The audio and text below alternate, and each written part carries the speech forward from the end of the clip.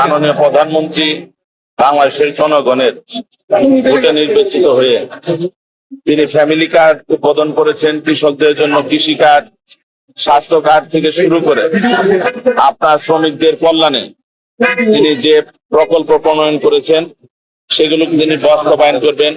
শ্রমিকদের কল্যাণের জন্য তিনি বন্ধ মিল কারখানা সেগুলো চালু করার ব্যাপারে তিনি কর্মসংস্থানের ব্যবস্থা করতে চান এবং উন্নয়ন এবং উৎপাদনের ধারাবাহিকতা রক্ষা করতে চান। তিনি রাষ্ট্র কাঠামো মেরামতের 31 দফার মধ্যে বলেছেন প্রত্যেকটা বেকার শ্রমিকদের তিনি কর্মসংস্থান ব্যবস্থা করবেন, প্রত্যেকটা বেকারদের জন্য তিনি কর্মসংস্থান ব্যবস্থা করবেন। বাংলাদেশ একটি কৃষি প্রধান দেশ, বাংলাদেশ একটি শিল্প উন্নয়ন একটি দেশ। আমরা সেইখান থেকে বলতে পারি শ্রমিকদের হাতই হচ্ছে আমাদের মাননীয় প্রধানমন্ত্রীর সবচেয়ে শক্তিশালী একটি হাত। সেই হাতকে শক্তিশালী করার জন্য তিনি বাংলাদেশের শ্রমজীবী মানুষের পাশে বিভিন্ন প্রকল্প গ্রহণ করেছেন। সেই প্রকল্প বাস্তবায়ন করে বাংলাদেশের অর্থনীতির ভিত্তি যেমন শক্তিশালী করবেন তেমনি ভাবে বেকার সমস্যার সমাধান করবেন। এটাই হচ্ছে সকলের প্রত্যাশা। আমাদের সরকার জনগণের নির্বাচিত, জনগণের ভোটের সরকার। আর যেটা উন্নয়নের কথা বলেছেন সেটা শুধু আমার এলাকায় নয়, ঢাকা জেলা নয়, সারা বাংলাদেশেই বিনা ভোটের সরকার কোনো উন্নয়ন প্রকল্প করে নাই। তারা উন্নয়নের নামে অর্থকে হরিলুট করেছেন। তাদের যে বাংলাদেশের রাষ্ট্রীয় যে সম্পদ সেগুলোকে তারা নিজেদের ব্যক্তিগত ভাবে ব্যবহার করে তারা এলাকার উন্নয়ন থেকে মানুষকে বঞ্চিত করেছেন। তাই আমি বলতে পারি আমাকে যে দায়িত্ব দিয়েছে সেই দায়িত্বটা আমি সঠিক এবং সুন্দরভাবে পালন করব। সেই দায়িত্বটা হবে দেশের জন্য, দেশের মানুষের জন্য, দেশের মানুষের কল্যাণের জন্য আমরা কাজ করব।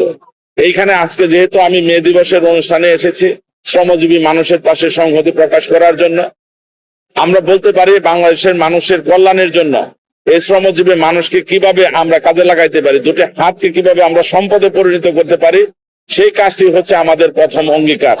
আমরা অর্থনৈতিক ভাবে রাজস্ব আহরণ করে যেভাবে উন্নয়ন করবো তেমনি ভাবে আমরা বিভিন্ন শিল্প প্রতিষ্ঠান এবং বেকার যুবকদেরকে কারিগরি শিক্ষা থেকে শুরু করে বিভিন্ন ভাবে আমরা তাদেরকে উৎপাদনমুখী শিক্ষা ব্যবস্থার মাধ্যমে তাদেরকে আমরা উন্নয়নের কাজে আমরা ব্যবহৃত করব। এটাই হচ্ছে আমার মূল লক্ষ্য এবং উদ্দেশ্য। এইখানে সর্বপ্রথম আমি বাস্তবতার শিকার হচ্ছি আপনার বিগত 15.5 বছর যারা নাকি সরকারে ছিল তাদের কোনো জবাবদিহিতা ছিল না, তাদের সাথে জনগণের কোনো কমিটমেন্ট তাদের ছিল না। তারা কমিটমেন্ট বিহীন একের পর এক তারা দুর্নীতি করে নিজেদের ব্যক্তিগত পকেট ভারী করেছে এবং তারা উন্নয়নের নামে যে হরিলুট করেছে সেই বেহাল সম্পত্তি যেমন আমার উদ্ধার করতে হচ্ছে রাজস্ব আহরণ করে, তেমনি ভাবে আমাদের যেহেতু জনগণের সরকার, জনগণের ভোটে নির্বাচিত সরকার, আমাদের মাননীয় প্রধানমন্ত্রী যেহেতু বলেছেন এই সরকার হচ্ছে জনগণের সরকার, আমরা সেই জনগণের সরকার হিসেবে জনগণের যে প্রত্যাশা সেটিকে আমরা বাস্তবায়ন করতে চাই। সেই প্রত্যাশার মধ্যে উন্নয়নের যে অবকাঠামোগত উন্নয়ন আছেন, মসজিদ, মাদ্রাসা, কবরস্থান, রাস্তাঘাট, স্কুল, কলেজ, সেগুলো আমাদের জন্য যেমন একটি চ্যালেঞ্জিং বিষয়, তেমনি ভাবে আমাদের যে বেকার সমস্যা সেটাকে আমরা কিভাবে বেকার সমস্যার সমাধান করে আমরা এই কর্মজীবী মানুষকে কিভাবে কর্মসংস্থানের ব্যবস্থা করতে পারি, এটা হচ্ছে আমাদের সবচেয়ে বড় সমস্যা।